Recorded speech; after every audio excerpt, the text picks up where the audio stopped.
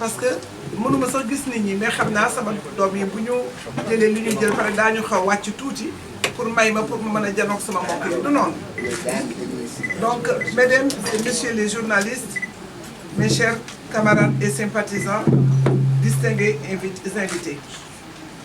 Comme nous le savons tous, des manifestations d'une rare violence ont éclaté ces derniers jours à Dakar et dans d'autres localités du pays, causant des pertes en vie humaine et d'importants dégâts matériels.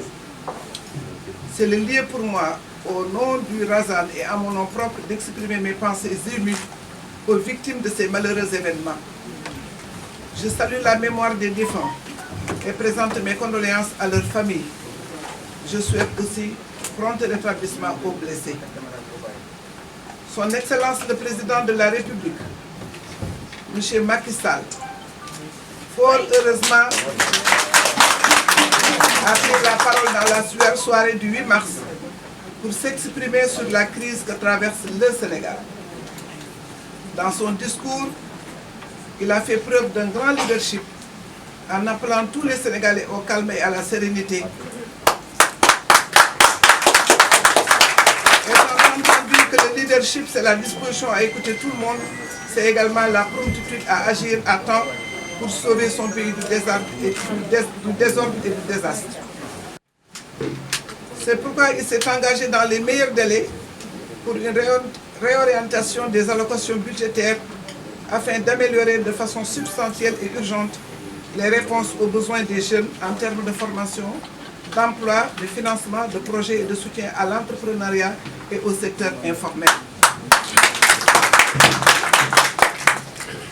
Dans cette même dynamique, il faudrait peut-être rappeler qu'avec le fonds de riposte et de solidarité contre les effets de la Covid-19, l'État a financé pour 1 000 milliards de francs CFA le soutien aux ménages, aux entreprises, aux travailleurs et à différents corps de métiers, y compris le secteur des arts et de la culture. Même si, comme l'a constaté le Président de la République, tous les efforts jusque-là consentis en matière de formation, d'emploi et de financement dédiés aux jeunes à hauteur de 60 milliards de francs CFA pour la délégation générale à l'entrepreneuriat rapide des femmes et des jeunes et de 40 milliards par an du Fonds de financement de la formation professionnelle et technique reste encore insuffisant. Nous estimons qu'il est nécessaire d'aller vers une politique d'emploi des jeunes qui s'inscrit dans la durée. Les politiques d'emploi des jeunes ponctuelles et conjoncturelles ne régleront jamais cette épineuse question. Mesdames et messieurs les journalistes, distingués invités, chers membres du Razan. Razan, c'est le réseau des amis et sympathisants de Mme Aïda Ndiongue. Le mérite de la démocratie, c'est qu'elle offre plusieurs ressorts pour vider les contentieux, et quelle que soit leur ampleur et leur nature. Mais quelle que soit sa force, la démocratie a besoin d'être renforcée, d'être créditée, d'être soutenue par les acteurs. C'est en tout cas le chemin que s'est tracé le Razan qui s'inspire du socialisme démocratique. Il est républicain et basé sur le débat d'idées.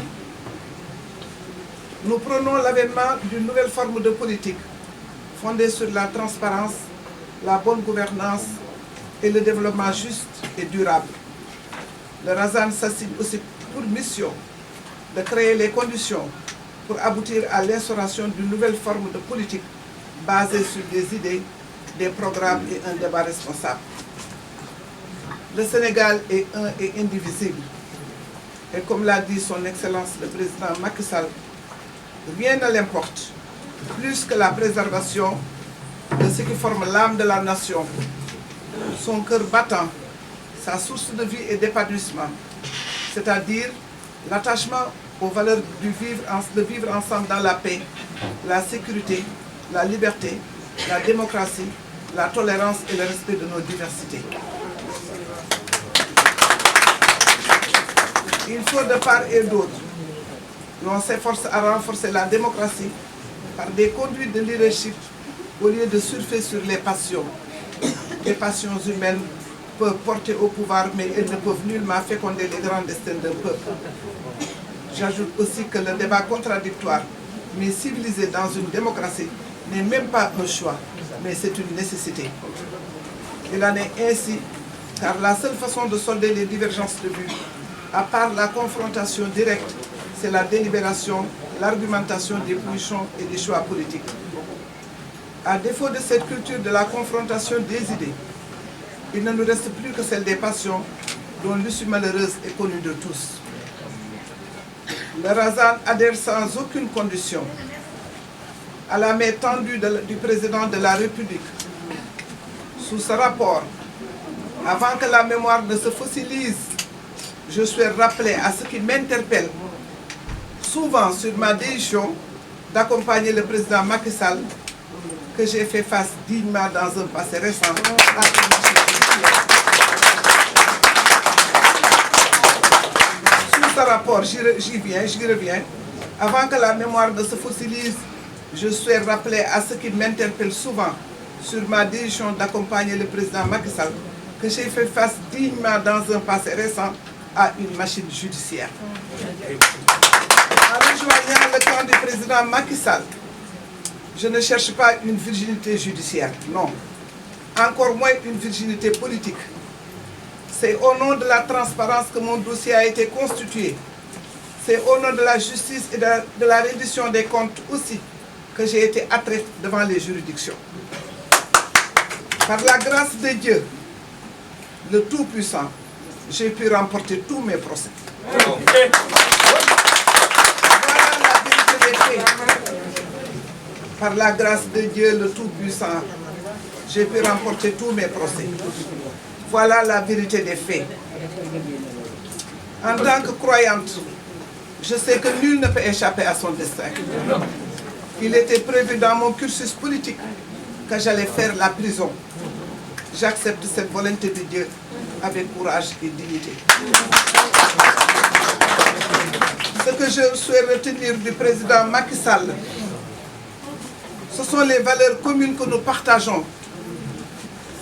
C'est le lieu de rappeler aussi à l'attention de l'opinion nationale et internationale qu'une amitié vieille de plus d'une vingtaine d'années me lie au président Macky Sall, qui restera un frère, un camarade, un compagnon de lutte. Mes chers camarades et sympathisants du Razan,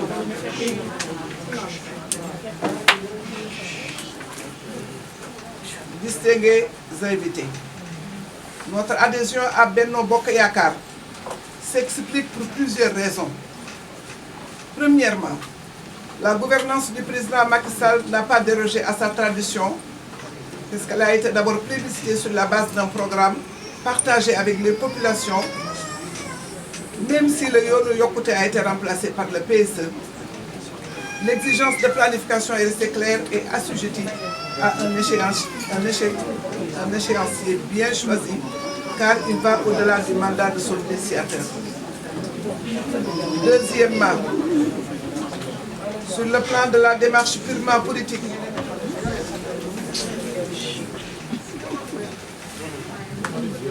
le président Macky Sall a su sublimer la culture du partage du pouvoir avec ses alliés et a réussi à porter cette conception altruiste de la politique à un niveau inédit. À mon humble avis, la raison est bien simple. Il a très tôt compris que la gestion solitaire du pouvoir est non seulement passée de mode, mais incompatible avec les exigences du développement et de la citoyenneté active.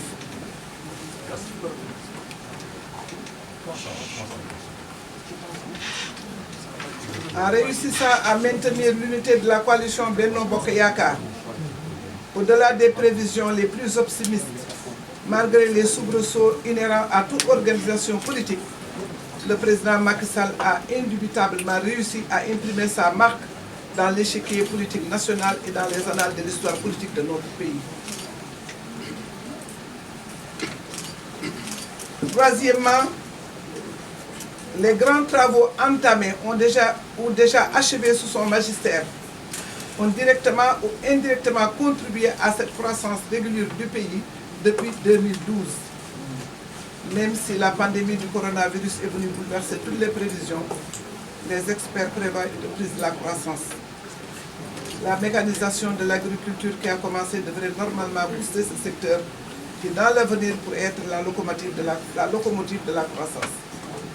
La diversification des partenaires économiques a permis une concurrence dans certains investissements et par conséquent plus d'opportunités économiques à notre pays.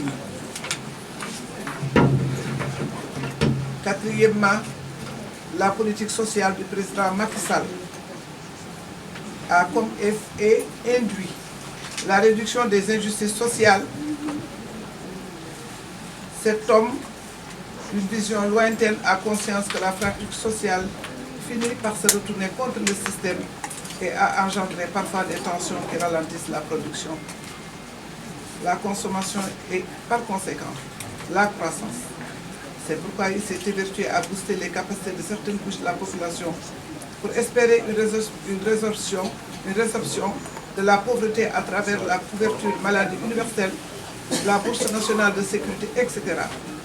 Car un pays où les populations sont pauvres et ne peuvent pas accéder aux soins de santé ne peut prétendre à la croissance, encore moins à l'émergence. Le Razal, fort de ses 150 000 membres répartis entre le Sénégal et la diaspora, tend la main à tous les partis et coalitions membres de Benno Bokk Yakaar. Nous venons d'apporter notre modeste expérience et notre part contributive dans le développement du pays pour l'édification d'une société prospère, démocratique, unie dans toute sa diversité et dans toutes ses sensibilités. À partir de ce jour, 1er avril 2021, le Razal rejoint la coalition Benno Bokk Yakaar pour le bien du Sénégal, notre cher pays.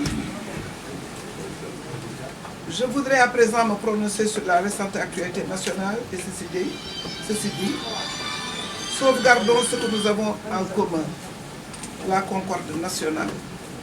Le Sénégal est un et indivisible. Si la démocratie consacre et sacralise le principe de la liberté de pensée et celle d'expression, c'est bien parce que sans ces deux principes, elle se vide de sa substance et se transforme soit en tyrannie ou en anarchie.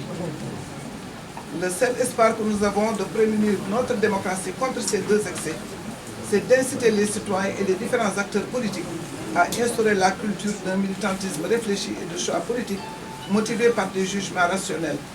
Cette tâche incombe aussi bien aux hommes politiques qu'aux simples citoyens. Je vous remercie de votre attention.